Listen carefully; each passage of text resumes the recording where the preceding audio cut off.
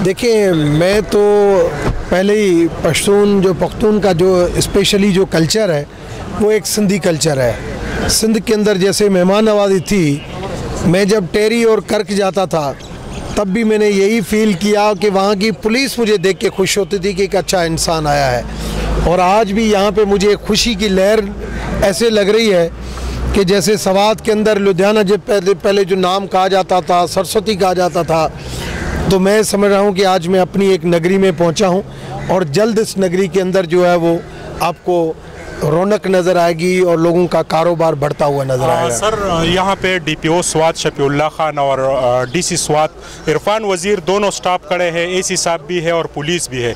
उनका फोकस है कि स्वात का टूरिज़्म बहाल हो, यहाँ लोगों की मूवमेंट। तो कैसा आपको महसूस हो रहा है हवा से, दरियाई स्वात की हुसन और वादी स्वात के हवाले से? मैं सबसे ज़्यादा शुक्रगुजार हूँ डीसी और डीपीओ का।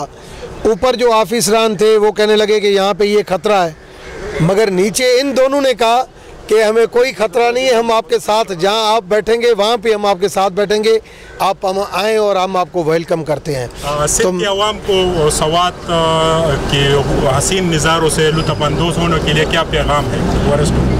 ऐसी मैं आज इसके ऊपर एक आर्टिकल लिख रहा हूँ, पाकिस्तान का स्विट्ज़रलैंड।